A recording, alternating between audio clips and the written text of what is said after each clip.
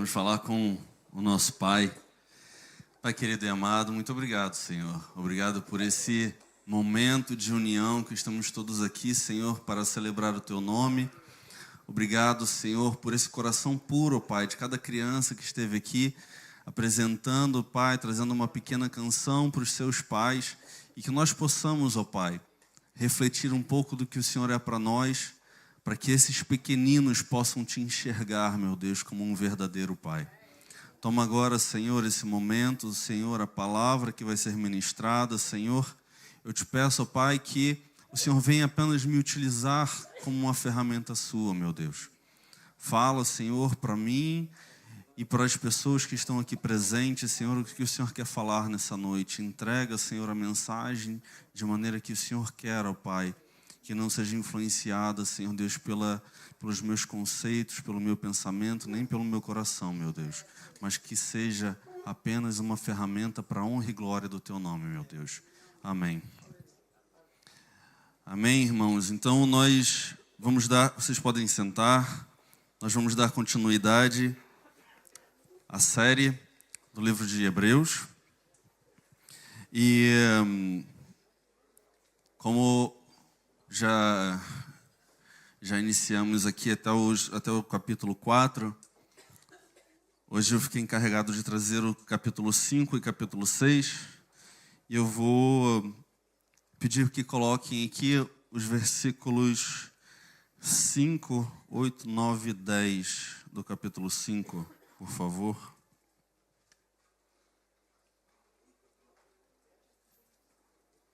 Amém.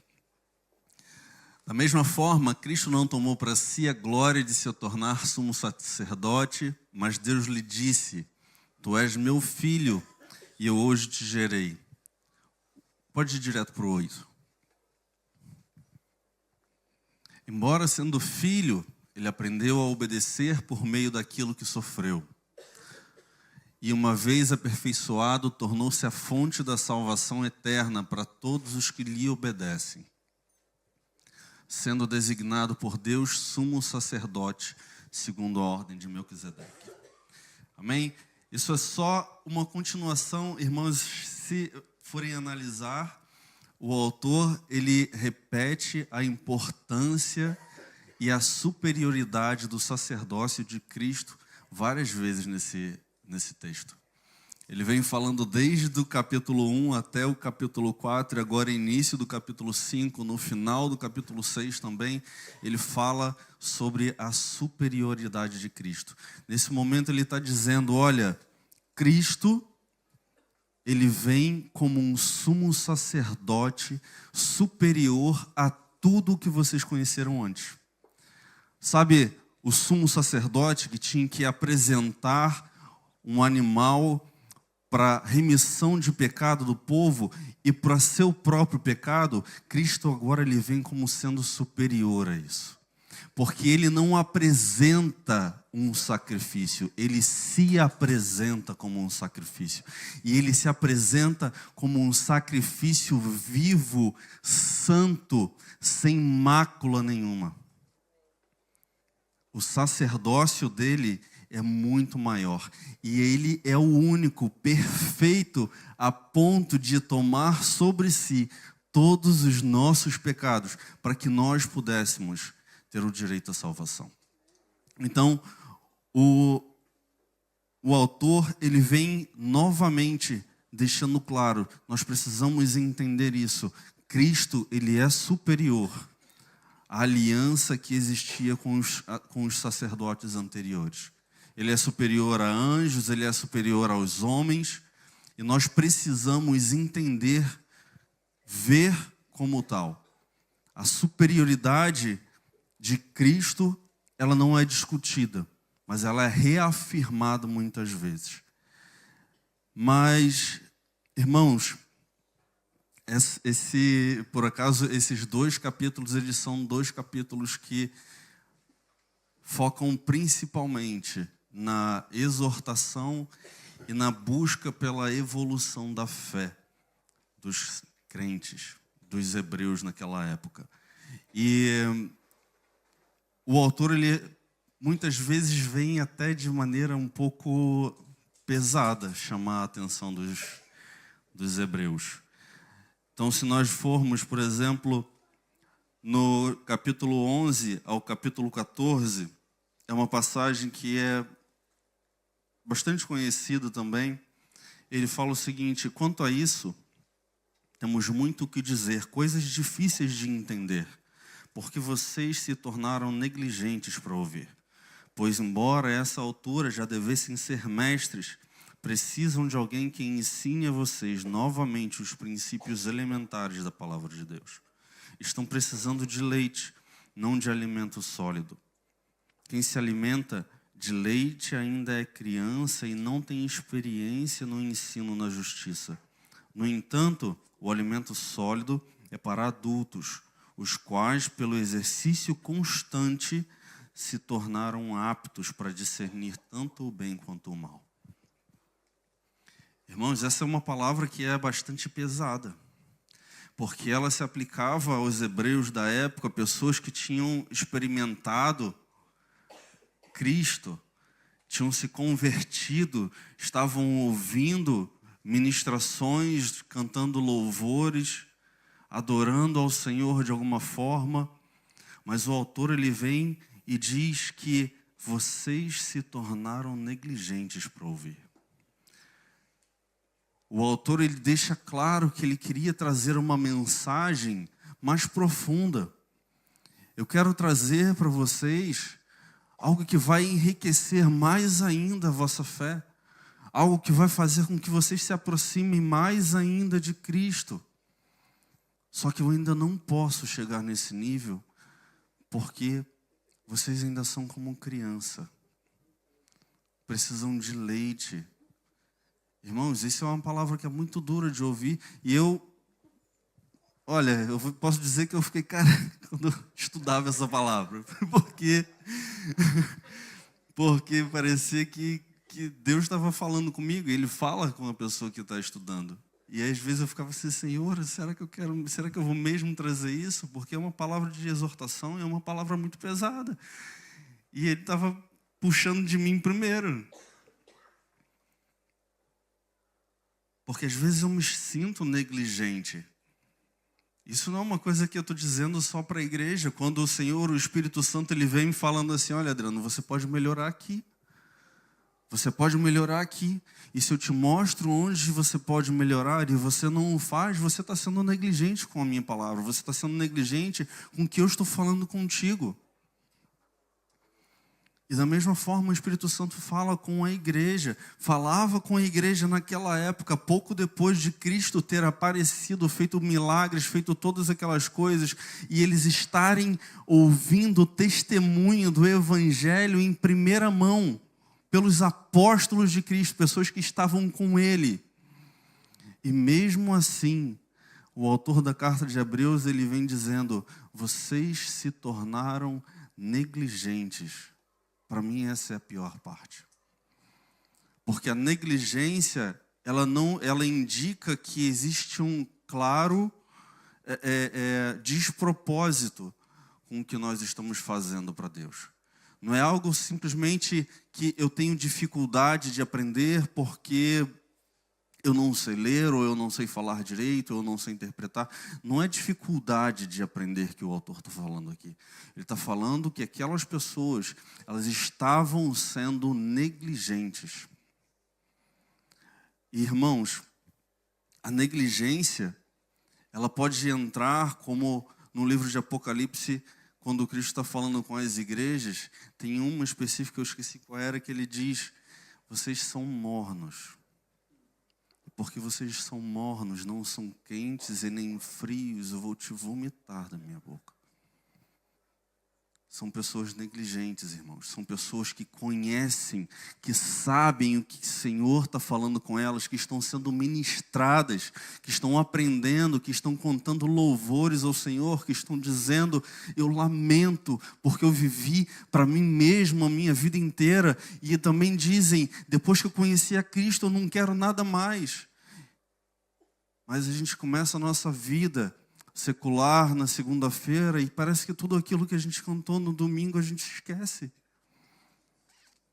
Mas eu estava dizendo, uma vez que eu coloquei os meus olhos em Ti, todos nós cantamos aqui, tem que arder alguma coisa no nosso peito. Nós não podemos ser negligentes, como o autor diz, e ignorar o que nós sentimos e o que o Senhor fala conosco. Irmãos, eu ouvi uma vez um pregador dizendo que você tem que se decidir.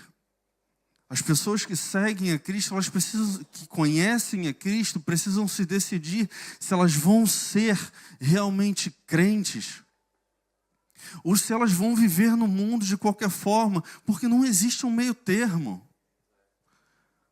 Não existe estar em cima do muro quando se trata de Cristo, porque o muro não é dele. O Senhor, Ele não está no muro, irmãos. Nós não podemos estar negligentes. E Ele fala, vocês são crianças que precisam de leite. Irmãos, imagine, cada um conhece aqui um bebê. E nós vemos como um bebê ele tem que evoluir. Nós, quando nos convertemos, que conhecemos a Cristo, que levantamos as nossas mãos e falamos, eu entrego a minha vida a Ti, nós somos como um bebê. Como um recém-nascido, que não tem experiência nenhuma, que não tem maturidade nenhuma. E nós precisamos de leite, daquele alimentozinho fácil de digerir. Só que ninguém vê um bebê de 10 anos de idade. Se um bebê chega a 1 ano de idade e a única coisa que ele ingere para se alimentar é leite, nós, seres humanos, conseguimos ver que tem alguma coisa errada com aquela criança, porque aos 6 meses ela começa a fazer a introdução de alimentos, de outros alimentos. Com 1 ano ela precisa estar com alimento sólido. A partir dos 2 anos, o leite é simplesmente um suplemento. Mesmo os pediatras falam, a partir dos 2 anos já pode parar. Nós não podemos nos contentar, estar 5 anos, 10 anos na igreja, como o autor diz, ouvindo a palavra de Deus, cantando e louvando, e estar 10 anos atrofiados, dependendo de leite apenas. O autor está falando, eu quero que você seja levado a um nível diferente, eu preciso que vocês entendam uma coisa diferente, só que eu não posso estar ocupado ensinando coisas elementares. Vocês precisam crescer. Vocês precisam crescer, irmãos. É isso que o autor fala, e quando o Senhor falava comigo isso, eu falei assim, meu Deus, como eu preciso crescer. Como eu preciso crescer, como eu preciso buscar conhecimento, e eu não posso falar de maneira nenhuma que não está disponível para mim. Não posso dizer, porque tem irmãos que me estimulam a isso, porque a igreja investe numa biblioteca que está ali atrás, para que eu possa buscar conhecimento de Cristo, e ao não fazer isso, eu estou sendo negligente com o que Ele está me pedindo.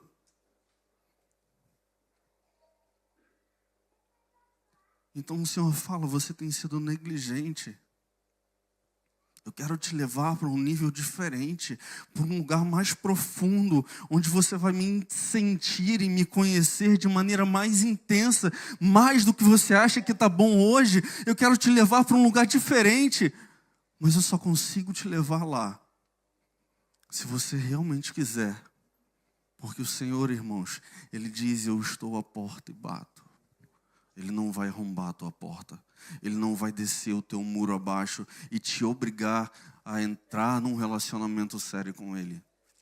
Ele vai falar, eu estou aqui esperando por você, pelo momento em que você se decidir, mas Ele não vai te carregar a força. E Ele continua, irmãos, no capítulo 6, dizendo, portanto, deixamos esses ensinos elementares a respeito de Cristo e avancemos para a maturidade, sem lançar novamente o fundamento do arrependimento de atos que conduzem à morte, a fé em Deus, o ensino a respeito das cerimônias de purificação com água, a imposição de mãos, da ressurreição dos mortos e do juízo eterno. Isso faremos se Deus permitir. Os hebreus eles já tinham fundamentado esse conhecimento. E eles depois de convertidos, estavam sendo ensinados nos princípios básicos. E aí o autor fala, então, agora que eu já falei isso com vocês, vocês entendem que vocês precisam se aprofundar nisso, vamos para um outro nível. Vamos, entendam, porque eu quero levar vocês para um nível diferente. Eu quero fazer um convite para que vocês possam perceber que Cristo é muito mais do que vocês conhecem. Lê essa carta, irmãos, de forma atenta a esses detalhes. Ela é muito significativa. Às vezes nós lemos a Bíblia, parece que é um livro de história qualquer, né? E nós saímos atropelando as coisas. Mas quando nós nos atentamos a alguns detalhes, é ali que Deus começa a falar com a gente. E é por isso que a palavra de Deus ela se renova todos os dias. Eu já li essa carta algumas vezes. E talvez muitas delas eu não tivesse realmente atento ao que o Senhor queria falar comigo. Então ele fala, continuem progredindo. Não fiquem satisfeitos somente com leite. Evoluam na fé em Cristo. Sabe por quê? O lugar que nós estamos hoje, ele é ótimo. Mas o Senhor fala, eu tenho mais para você. Eu tenho mais para você. Da mesma forma que nós devemos buscar a santidade todos os dias, mesmo sabendo que nós nunca seremos plenamente santos, até que um dia o Senhor venha. Ele fala, busquem evoluir na vossa fé. Ele continua, irmãos, agora com um dos trechos que talvez sejam um dos mais difíceis na Bíblia para entender ou para explicar. E, irmãos, como eu estudei isso. Ele vem no capítulo de Hebreus, versículos 4 a 6, falando... Olha isso, irmãos. Ora, para aqueles que uma vez foram iluminados, provaram o dom celestial, tornaram-se participantes do Espírito Santo, experimentaram a bondade da palavra de Deus e os poderes da era que há de vir, e caíram, é impossível que sejam reconduzidos ao arrependimento, pois para si mesmos estão crucificando de novo o Filho de Deus, sujeitando à desonra pública. Irmãos, eu falei assim, como é que a gente entende um negócio desse? Porque assim, é muito difícil aqui a gente perceber para quem o autor estava direcionando esse trecho e essa advertência. E ele vem falando que é possível que pessoas que experimentaram Cristo em toda a sua essência, elas caiam. E ele fala caiam de forma permanente, de forma irremediável. De forma que não consigam e não possam voltar atrás, porque para elas voltarem atrás, elas precisariam crucificar Cristo de novo. Ele não está falando de um tropeço, não está falando de um desvio da fé e depois volta, mas está falando de pessoas que caem irremediavelmente. E aí, irmãos, para entender a quem o autor se refere aqui, nós temos um problema, porque existem duas linhas teológicas bastante divergentes que olham para esse trecho aqui e tentam inferir a quem o autor está se referindo. Uma delas é o arminianismo. E aí é onde a gente entra. Eu não vou entrar a fundo, nem vou dar muitos detalhes, por favor, não crie essa expectativa. Isso é um seminário inteiro. Mas basicamente, a gente é uma vida inteira e décadas e centenas de anos já dura essa desavença aí. Certo? Mas basicamente, numa linha teológica, entende-se que nós temos participação na nossa salvação. Certo? nós temos participação na nossa salvação e nós podemos sim perder a nossa salvação. Porque a partir do momento em que nós nos convertemos, entregamos a nossa vida a Cristo, passamos a caminhar com Cristo, nós entendemos que somos realmente salvos. Mas, no arminianismo, que é muito comum em igrejas, em assembleias, em igrejas pentecostais, e as igrejas que são principalmente influenciadas por John Wesley e Jacobus Arminius, nós entendemos que se nós não continuarmos seguindo a Cristo e nós não nos mantivermos nesse caminho e nós decidirmos sair da presença de Cristo, nós podemos perder a nossa salvação de maneira talvez irremediável, como o Escritor está dizendo. Então nós entendemos isso. Nesse caso, o texto que ele está dizendo, ele seria realmente direcionado a crentes salvos que perderam a salvação. Por outro lado, existe o calvinismo. Também não vou entrar em detalhes, irmãos, mas basicamente, uma das coisas que eles indicam é, uma vez que você seja salvo, você é salvo para sempre. E você não tem voto nessa matéria. Deus te escolheu para ser salvo, você vai ser salvo e pronto, e acabou. E aí, o que eles, nesse caso aqui, o que eles dizem é, esse texto ele está sendo direcionado a pessoas que tiveram experiências com Deus, que estavam aqui no meio de nós, ouvindo a palavra, sentindo a presença, cantando louvores, mas que nunca tinham sido realmente salvas. E aí essas pessoas, elas resolvem que não querem mais viver aqui, viver segundo os direcionamentos de Cristo, elas vão viver as suas próprias vidas e elas caem irremediavelmente e não têm salvação, mas também elas nunca foram realmente salvas. E aí, assim, a gente pode tentar brigar, puxar para um lado, puxar para o outro. Basicamente, assim, o meu entendimento é que, como o autor diz, caíram significa que eles estavam salvos em algum momento. E, assim, eu não consigo perceber também a questão de ter a salvação garantida e poder depois fazer qualquer coisa, porque isso indicaria que eu não fui salvo e eu não vou esperar para o final da minha vida para ter certeza se eu fui salvo ou não. Mas pronto, não vou entrar nesse mérito. E aí, mas independente da linha teológica que nós venhamos decidir e nós nos adaptemos mais ou que gostemos mais, a questão é que mesmo pessoas que tiveram experiências profundas com Cristo, que estavam ali vendo pessoas sendo curadas, que estavam fazendo parte da obra, em algum momento, irmãos, elas podem simplesmente cair e serem totalmente perdidas. Isso indica que nós precisamos ter cuidado. Novamente, não sermos negligentes. Porque se nós estamos acostumados a vir ao domingo, toda semana nós vamos para a igreja, passamos aqui 2 horas. E depois nós vamos para a nossa casa e vivemos a mesma coisa, esperando o próximo domingo.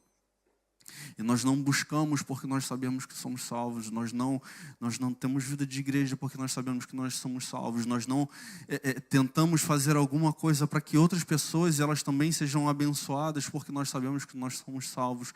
Irmãos, quantas pessoas se perderam no momento de um tropeço? E naquele momento elas perderam a vida. E às vezes passaram anos indo para a igreja no domingo. E aí cometem uma falha e morrem em seguida. Que coisa triste, irmãos. Por isso o autor exorta, busquem mais. Não estejam satisfeitos. E sabe o que acontece quando você começa a buscar mais a Cristo? Você sente mais sede, mais vontade. Você sente mais sede e mais vontade porque existe uma necessidade que você nem sabia que existia. Quando você simplesmente não se interessa, significa que você realmente precisa começar a buscar. Porque se você não está sentindo falta, tem alguma coisa errada. Nós estávamos falando outro dia sobre a questão de vir para a igreja. Será que isso é importante? Né? Será que nós não podíamos realmente viver só na nossa casa e tal?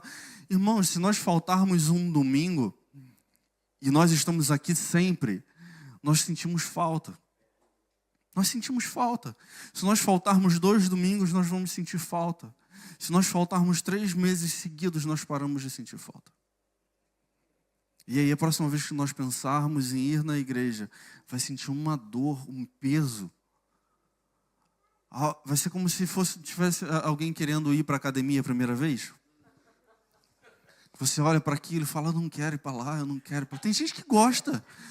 Eu olho, penso para a academia, eu penso assim, eu não quero ir para lá. E eu espero que você não experimente ficar longe da igreja durante tanto tempo, irmãos, para poder olhar a igreja com esses olhos. Porque nós precisamos sentir falta de estarmos aqui em comunidade. O Senhor, Ele nos separou não para termos a nossa vida isolada dentro de casa, mas para vivermos em comunidade. Porque da mesma forma que eu lembro, eu não estava nem aqui dentro, eu estava lá fora quando o Vitor estava pregando.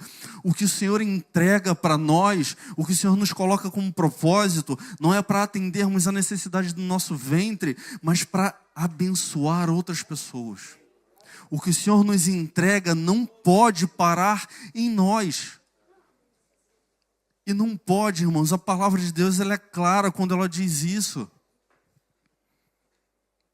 Mais para frente, o próprio autor ele fala assim, olha, e ele entra aqui agora na parte em que ele começa a falar do fruto da nossa salvação. Primeiro ele começa, talvez pedindo desculpas.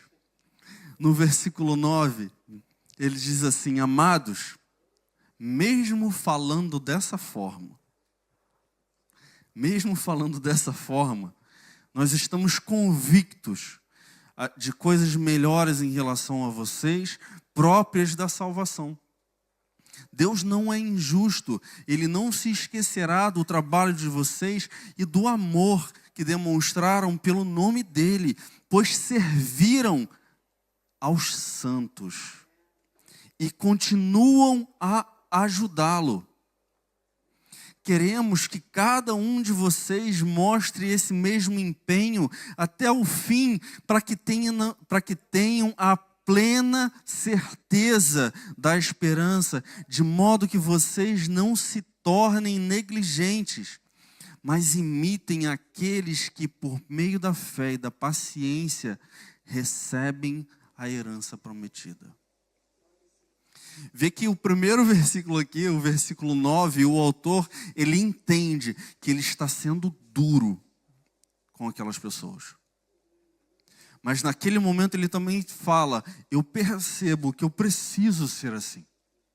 Eu preciso, às vezes, dar um abanão, sabe? Quando a pessoa, às vezes, ela está doida, sem conseguir raciocinar. Irmãos, já viram uma pessoa morrendo afogada? Tomara Deus que não, mas pergunte um salva-vida como é que ele faz para salvar a pessoa.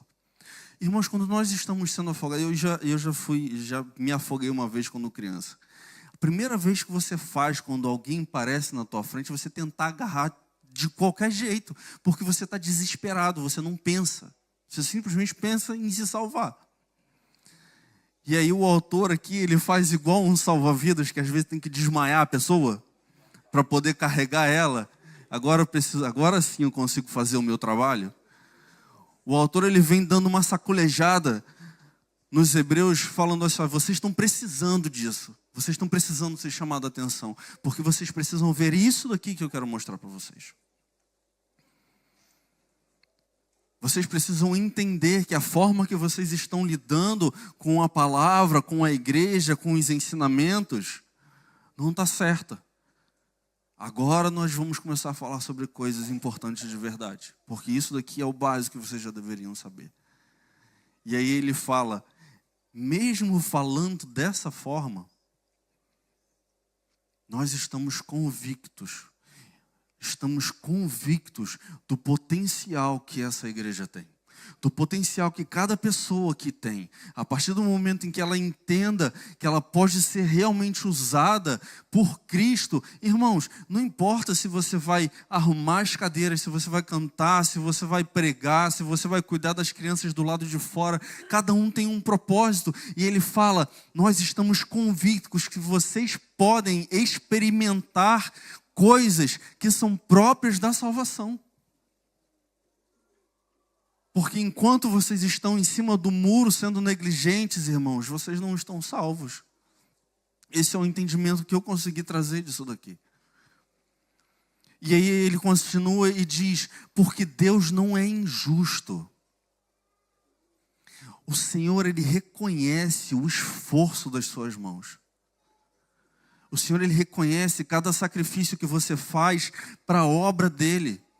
Cada vez que você dorme pouco porque está abençoando alguém que está em necessidade. Cada vez que você gasta um pouco da tua vida estudando para poder aconselhar alguém melhor. Cada vez que você ajuda algum irmão com uma cesta básica. O Senhor, ele entende. E o autor deixa claro, o Senhor, Deus não é injusto.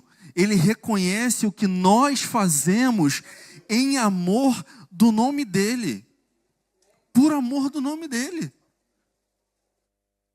Eu não estou aqui na frente, eu não estou estudando, eu não estou gastando meu tempo estudando a palavra, montando uma pregação para agradar o pastor Carmélio, por mais que eu ame meu pastor. E muitas vezes, irmãos, eu não faço dentro da minha casa porque eu amo simplesmente a minha esposa ou porque eu amo os meus filhos, mas principalmente porque nós amamos a Deus. Você quer ter uma família bem estruturada? Não espere que o teu pai, que os teus irmãos ou os teus filhos façam alguma coisa simplesmente porque eles te amam. Ensine que eles devem amar a Deus, porque naquele momento em que eles estiverem com raiva de você, chateado com você, eles não vão fazer alguma besteira. Não por minha causa, não por causa da minha esposa, mas porque nós sabemos que nós precisamos honrar ao nome do Senhor. Mais do que honrar o nome do meu próximo, mais do que honrar o nome da minha esposa, eu preciso honrar o nome do Senhor. Quem é casado aqui sabe, irmãos, às vezes dá aquela vontade doida de sair de casa porque a pessoa tira a gente do sério, não é? Mas aí o Senhor fala assim, você tem que mostrar para aquela pessoa que você ama da mesma forma que eu amo. Na hora é difícil, mas o Espírito Santo, ele fala bonitinho no nosso ouvido.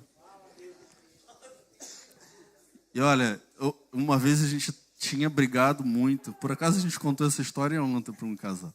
A gente tinha brigado muito e eu estava com muita raiva da Tati. Ela estava com muita raiva de mim. O Espírito Santo falou assim, ora por ela. Eu falei, não vou orar.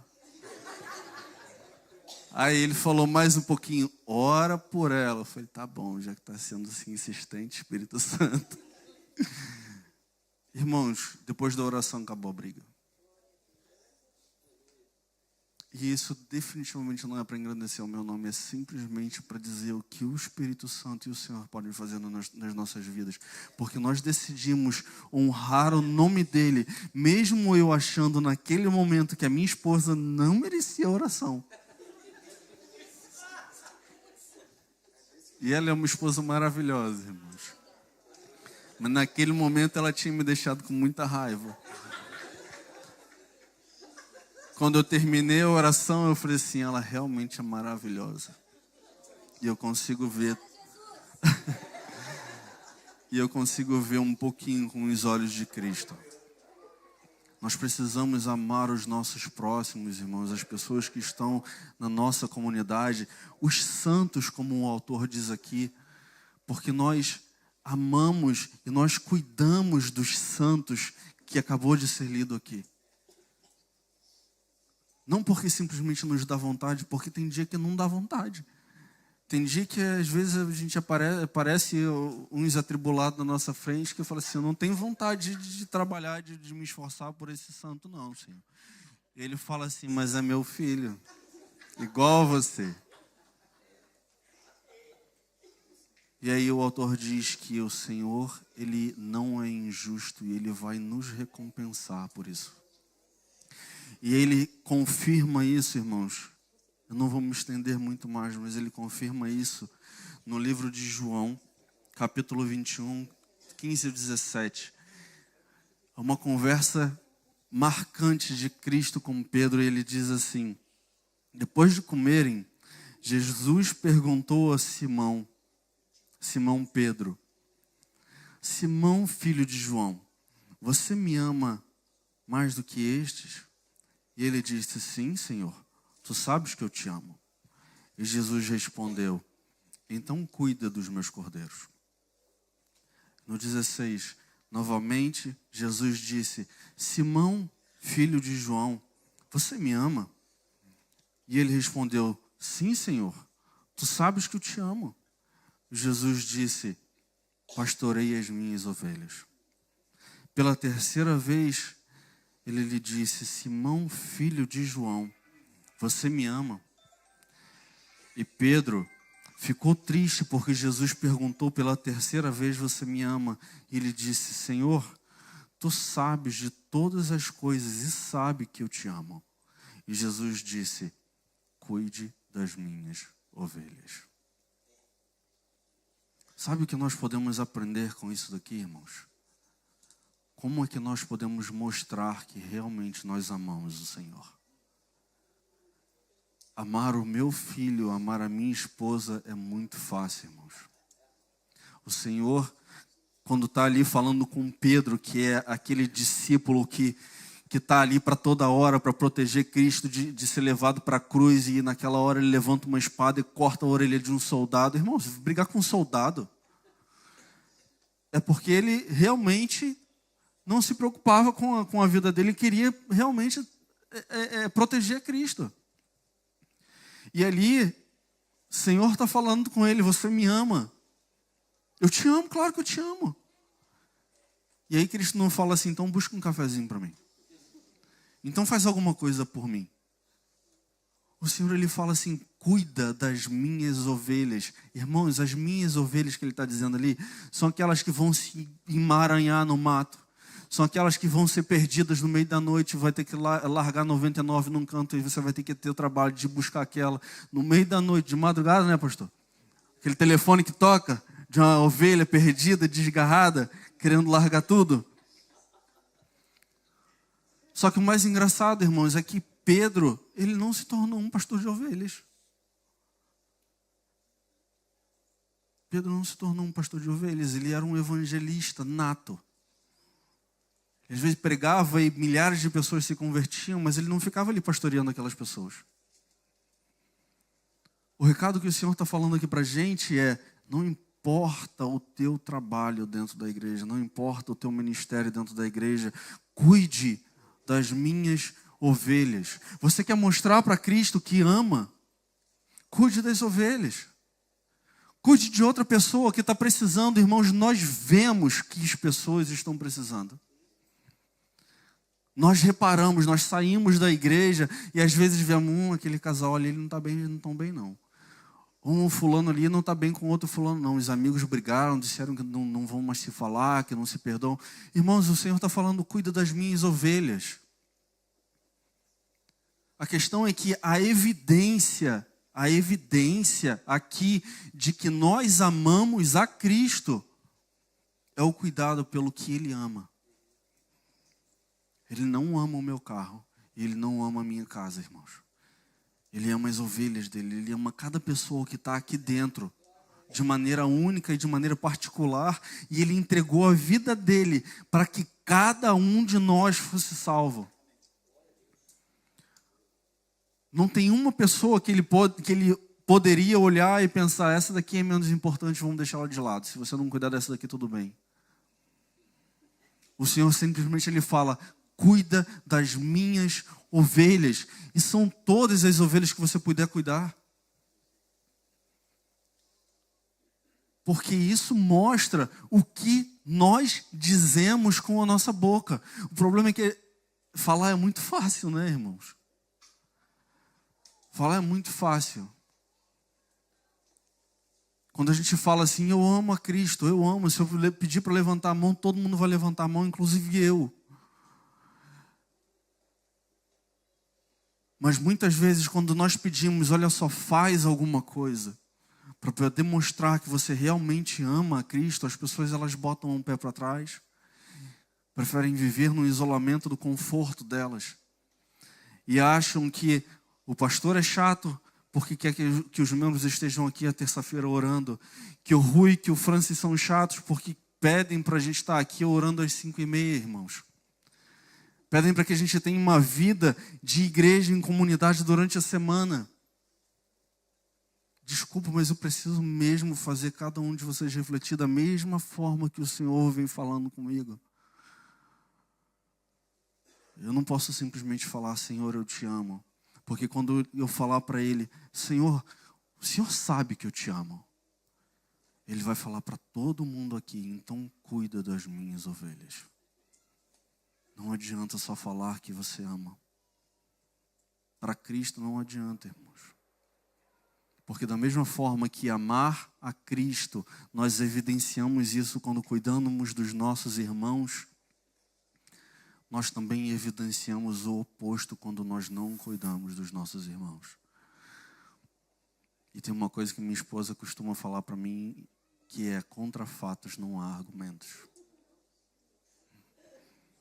Não adianta eu simplesmente falar e espernear e querer mostrar por palavras e tudo mais se eu não estou agindo de acordo.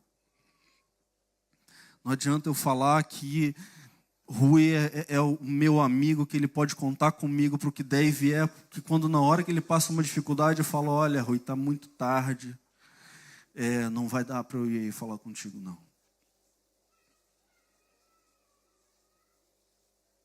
Nós mostramos o nosso amor por Cristo quando nós amamos, quando nós cuidamos dos nossos irmãos.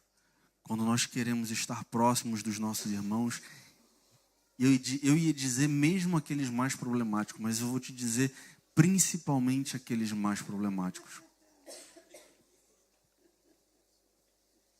Irmãos, porque nós precisamos garantir, se nós pudermos... Está vendo? Eu estou repetindo irmãos várias vezes, e nós falamos irmãos várias vezes, só que muitas vezes nós olhamos aquela pessoa como um colega, um conhecido. E nós precisamos agir como se realmente fosse nosso irmão. Sabe por quê? Mesmo que eu não ame profundamente aquela pessoa como Cristo diz que eu deveria amar, eu preciso entender que Cristo ama aquela pessoa. E porque Ele ama aquela pessoa, eu preciso fazer alguma coisa por ela. Irmão, eu não gosto muito de pular. Mas semana passada meu filho fez aniversário, eu fui pro jump com ele. Entende? Porque aquilo é precioso para ele. Se aquilo é importante para ele e eu o amo, eu vou fazer um sacrifício por ele. Isso é natural, não é? Nós como pais, nós conseguimos entender isso. Eu não gosto mais de desenho de crianças de 2, 3 anos de idade. Mas o meu filho vive me chamando para ver. E nós paramos e fazemos, porque nós percebemos que aquilo é importante para quem nós amamos. Porque aquilo é importante para alguém que eu estou disposto a realmente sacrificar o meu corpo físico por ele.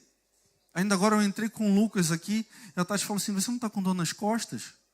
Eu falei assim, mas eu prefiro estar com ele aqui no colo do que deixar ele lá fora. Não é porque eu seja um pai excepcional, mas é porque se eu amo, eu estou disposto a fazer um sacrifício, mesmo que isso me custe saúde física e mental. Se eu amo a Cristo, eu preciso demonstrar com as minhas ações, mesmo que aquilo não seja interessante para mim, mesmo que eu não tenha ganho pessoal nenhum com isso, mas porque eu consigo perceber que Cristo ama aquilo, eu preciso me envolver com aquilo. Senão nós vamos voltar lá para o começo, em que nós vamos ser chamados a atenção pelo mesmo autor que vai falar, vocês têm sido negligentes. Não esperamos que o Espírito Santo venha falar nos nossos ouvidos, olha, vocês têm sido negligentes. Você tem sido negligente com o que eu tenho colocado na sua mão. Com aquela pessoa que eu tenho te mostrado que precisa de ajuda. Não venhamos esperar, irmãos, isso. Se nós amamos, nós reconhecemos que alguém está precisando de ajuda, faça pelo amor de Deus. Não porque o chato do Adriano está chamando tua atenção, não porque o pastor está clamando por isso, mas porque mais do que por qualquer outra pessoa aqui, você ama a Cristo. Amém? Eu agradeço a minha oportunidade.